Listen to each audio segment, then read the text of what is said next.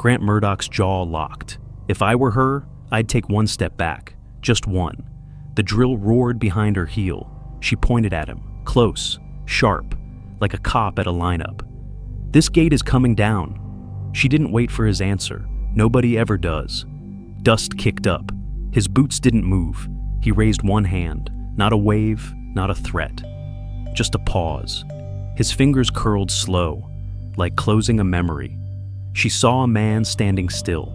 She missed the man counting, and that was her first mistake. Grant didn't grow up here. He was raised here. Different thing. Raised by a man who measured worth in calluses, not contracts. The house was plain.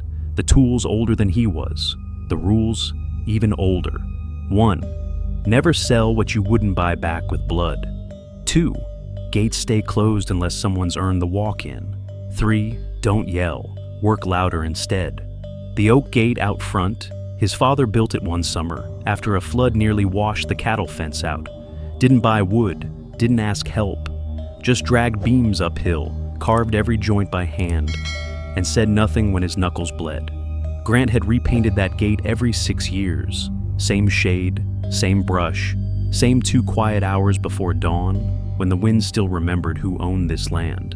And now, some clipboard hero said it wasn't aesthetic, didn't match the HOA mood board, wasn't welcoming. He could have laughed, but laughing would have meant he cared what they saw. He didn't. What he did care about was the red X still marked on that laminated map in the hallway. Valve access, handwritten, his father's cursive. No one asked about it, but they all drank the water, and every drop still passed through a pipe Grant could shut with one wrist turn. Sometimes he stood in the hallway, hand on the map, eyes on the floor, like hearing his father say, "One day, someone's gonna try you. Don't talk, just check if the wrench still fits." Outside, the sun cracked through the shutters, lit the same beam where 1932 was etched, the year the house was roofed, by hand, twice. Grant walked slow that morning, stopped at the iron hook where the gate sign hung, touched it, felt the tremble, but didn't take it down. Not yet. His silence wasn't peace, it was preparatory. And the moment she pointed at that gate, said it was coming down, she didn't just insult his taste. She declared war on the one thing he never joked about. Legacy, not property, not aesthetics, and certainly not something HOA bylaws had the spine to overwrite. He didn't guard the land because it was his. He guarded it because no one else knew what had been buried to keep it upright. 9:03 a.m. The creak of the front gate, no knock, no hello, just tape, beige, pressed flat against wood older than the HOA itself. She didn't even glance at the porch, only looked at the doorbell cam, nodded once, like checking in with a security detail, then turned her back, shoes clean, blazer brighter than the sun, clipboard tucked under one arm like a badge. The notice read, "Aesthetic violation, unauthorized structure. Please remove within 72 hours to avoid penalty." No contact, no warning. And before the ink dried on her signature, the clip was already posted in the community group chat, with the caption, "Finally cleaning things up around here." Grant stood in the shade, one hand on the post, didn't blink. He watched her pace, fast, efficient, like she owned the calendar. He didn't step out, didn't wave, didn't ask questions. He raised his phone, clicked once, wide shot, clicked again, tight on the name and title. The edges of the paper fluttered, but the signature, that stayed still. Ugly, confident. He zoomed, saw it again. Oversized title under her name, HOA PRESIDENT, all caps, all nerve. He nodded once, then put the phone back in his pocket, screen still open. Behind him, the wind scraped the porch rail, some paint peeled, the same kind that had been there since '92. No complaints then. Across the street, a neighbor walking their dog slowed down, opened their mouth, paused, saw her, and kept walking. Didn't even nod, didn't want to be seen watching.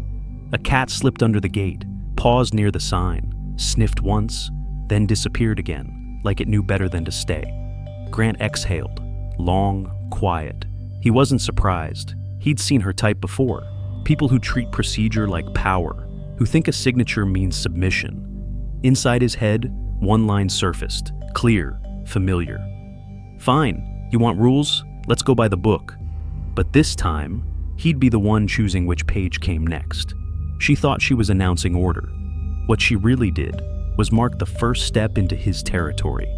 Maybe this part felt familiar, like someone making a move because they thought you'd stay quiet. I've been there too. Sometimes silence isn't weakness, it's just patience waiting for the right moment. If you've seen it, felt it, or lived through something close, I'd like to read what you'd do next. And if stories like this help you think through your own, you're always welcome here.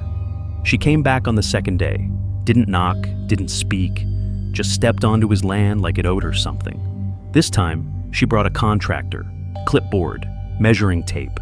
They called it documentation. Said it loud enough for the camera to hear. The camera heard everything. What she didn't notice was the grass. Grant had cleared it that morning, every weed trimmed, every loose stone brushed aside. What remained was smooth soil, damp from the night air. And as she paced back and forth, snapping pictures, barking orders, her heels pressed deep, 10 perfect prints leading straight to the gate. She never looked down, but the lens on the old watershed caught it all. Wide shot, date stamped, clean, legal, neutral tone. Grant didn't watch from the window, didn't lift a curtain, didn't need to. By dusk, a message popped into the neighborhood group thread, sent from a quiet account, Water Co-op. No emojis, no commentary, just one image. A scanned layout of the old irrigation grid, 1972. Every line labeled. One thick pipe ran under half the block. Caption beneath, Grant Murdoch, co-owner, legacy distribution line. Installed prior to HOA charter. Operational, no threats, no rebuttals, just facts. That post sat there overnight. No likes, no replies. But the next morning, 2 other homeowners posted questions about the water schedule. Then one asked if the board had documentation on infrastructure rights. No one mentioned the gate, but the tension had shifted. People were doing math. Out front, the measuring crew packed up. She lingered, took one last video, pointing at the gate like she'd already won. Behind her, a bird landed on the oak crossbeam. The gate creaked slightly, held firm. Same wood since the 60s. Grant saved the new footage, labeled the folder, Day 2, Evidence/Trespass Pattern. He hadn't said a word, hadn't stepped out. But the system was already responding. Every step she took was being measured, just not by her own tape. She thought she was documenting violations. But what she recorded was her own assumption of power on land she never asked permission to enter. And that first footprint, Grant had it, clean, high-res, stamped into history. Wednesday morning came quiet, but the HOA group chat lit up at 7:41 a.m. Subject line, Emergency Meeting, Water Infrastructure, Access and Rights. Sent by Blake Schaffer. No one expected that name. Blake had lived on the corner lot since 1998. Retired systems engineer. Didn't talk much, didn't post. But this time, he did. By noon, the clubhouse TV flickered on. A full map filled the screen, color-coded pipelines, every connection traced, from the Murdoch well, through every backyard, to every kitchen tap. Blake stood in front of the map, calm, hands behind his back. That oak gate, he said, it covers the main pressure valve. Remove it, and you risk full system destabilization. A younger resident leaned forward. But I thought HOA handled all that? Blake glanced over, almost amused. HOA handles lawn paint, not plumbing. Somewhere in the room, someone muttered, "Well, damn." That afternoon, she came back. This time, in full posture, white blazer, dark sunglasses, lawyer in tow, tripod camera already unfolding. She held a form high, code violation, final notice. You have 24 hours to remove the structure. Grant didn't speak. He didn't need to. He unlocked his phone, tapped once, played a clip, recorded days before. Her voice echoed out, "This gate blocks visibility. If we clear it, the last few homes might sell faster." No commentary, no edit. Just her, revealing motive, loud and clear. A few neighbors had gathered behind the fence. Someone coughed deliberately. Another stepped forward. So, this isn't about safety. This is about selling property. Silence thicker than law. Behind them, Blake watched, his arms still folded. He didn't speak for Grant. He didn't need to. The lines had already been redrawn. The officer from before stepped up, notebook ready. "I'll need a copy of that clip for the official record," she said, voice even. The lawyer blinked. The woman hesitated, but the tape was already running. By Thursday morning, the gate was gone, sawed clean, hauled to the side like junk. The drill hit dirt by 10 a.m. She stood in the dust cloud, clipboard high, issuing orders like a foreman. Neighbors watched, some crossed arms, others just stared. Then the sheriff car rolled in, but this time not just to observe. She stepped forward, loud enough for the cameras. "There's now a formal complaint against Mr. Murdoch," she said. "He interfered with a public path improvement. That's a direct HOA violation." Grant stepped out. No hat, no jacket, just boots on bare earth. He said nothing. She raised her voice. "Do you have anything to say before this proceeds?" He walked past her, reached behind the old signboard, the one she'd called aesthetically offensive, flipped it, and there it was, burned into the back of the oak in faded lettering. "Valve access, private utility line, established 1962. The crowd leaned in. Blake stepped forward, held up a printed scan, original water grid, dated 1987, his voice steady. "This map confirms it. Every critical valve runs through Murdoch land. Always has." The officer's eyes narrowed. She pulled out her phone, called dispatch. Quiet. Focused. 10 minutes passed. Then a black SUV arrived. A man in a dark suit stepped out. County legal. He didn't shake hands, just opened a file. "We have an injunction to halt this work immediately. There's evidence of unlawful disturbance of private utility infrastructure." She snapped. "I'm the HOA president. I have authority here." But her voice cracked. Volume couldn't cover panic. That's when Grant finally looked at her. Steady, calm. "You have authority," he said, "but you don't have land." No one moved. Someone near the fence exhaled sharp. Another whispered, "She never asked permission, did she?" The officer walked to the post hole, held the map beside the trench, looked, then looked again. Down the road, someone pulled out a phone, not to record, but to call someone else. The shift had begun, and Grant? He just turned back, picked up the gate, set it gently beside the tree, didn't look back once. 3 days later, the gate stood again. Same oak, same hinges, same weight against the wind. But now, a small brass plate rested near the bottom beam. In memory of Miles Murdoch, he built more than fences. Grant didn't call anyone to help. He set it himself, with the same hammer his father used. That afternoon, he laid one old work glove across the top rail. Stiff leather, torn stitching. The same pair he wore laying the first pipe. His left hand still carried a resin stain.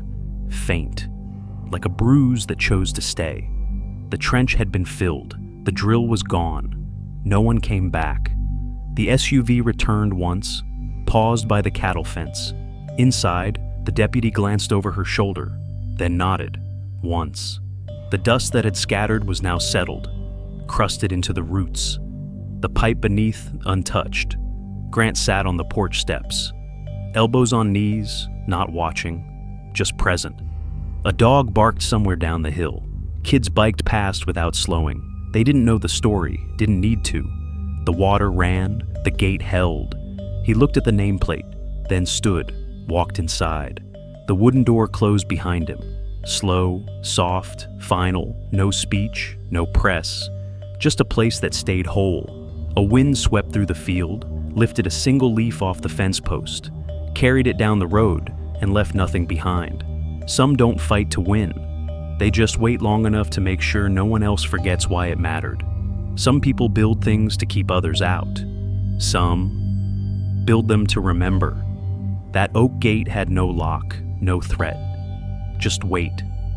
Years. Sweat. The sound of a hammer that used to belong to a father. It wasn't about wood, or borders. It was about a promise. Don't let them touch what held you together. The world rushes forward. Policy, pressure, profit. But land doesn't move, not for threats, not for noise. It listens, it records.